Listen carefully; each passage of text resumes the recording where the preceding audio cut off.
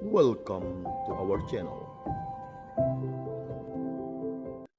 Selamat pagi saudara-saudari yang terkasih dalam Kristus Yesus.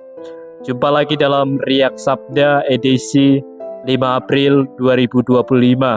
Bacaan dari Injil Yohanes bab 7 ayat 40 sampai dengan 53.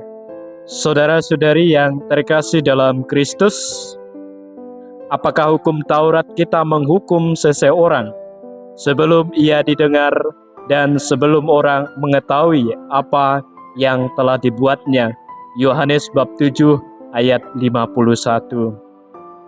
Saudara-saudari yang terkasih dalam Kristus, ada sebuah humor tentang telat bangun pagi. Ada seorang pastor gendut yang sering bangun terlambat. Akibatnya misa pagi sering terlambat dimulai. Umat menggerutu dan mengeluh, "Tor, bangun paginya dipercepat dong. Kok telat melulu sih?" Keluh seorang umat. Dengan tampang menyesalkan sesuatu, pastor gendut menjawab, "Kamu sih bangunnya kepagian." Kita mungkin langsung menghakimi pastor gendut karena ia terlambat bangun pagi. Kita tidak tahu apa yang dilakukan oleh pastor gendut tadi malam. Mungkin ia mengerjakan tugas dinas dari pastor paroki, dan mungkin juga ia mendapatkan tugas dari Bapak Uskup, sehingga ia mengerjakan tugas-tugas itu sampai larut malam. Dan mungkin juga dia mengerjakan ini dan itu, dan kita tidak tahu. Atau mungkin pastor gendut ini memberikan perminyakan kepada orang yang sakit di rumah sakit pada pukul 5 pagi dan ingin tidur sebentar sebelum misa pagi pada pukul 6. Ternyata kelewatan dan akhirnya tidak bangun pagi dan pintu kamarnya ditutup.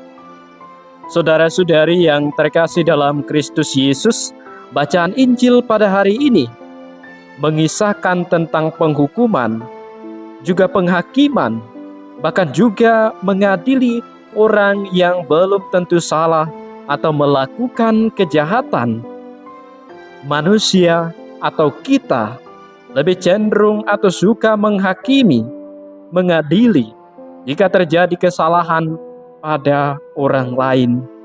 Kita lebih mementingkan diri sendiri daripada orang lain tanpa melihat kesalahannya dulu.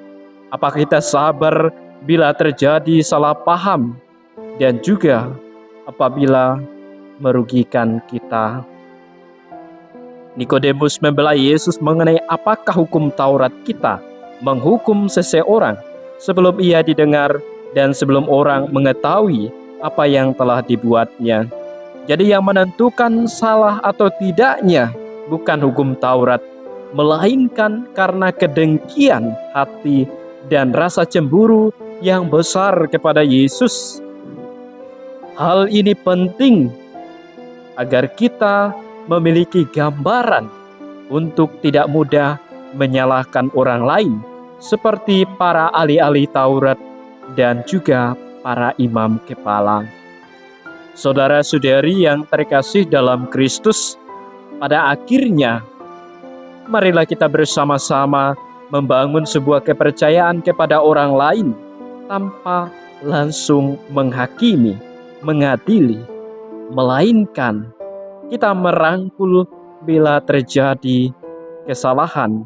Bawalah dan dekaplah, serta biarkanlah Tuhan yang menjadi hakim atasnya.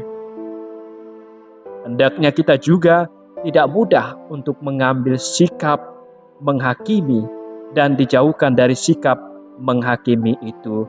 Semoga demikian. Tuhan memberkati.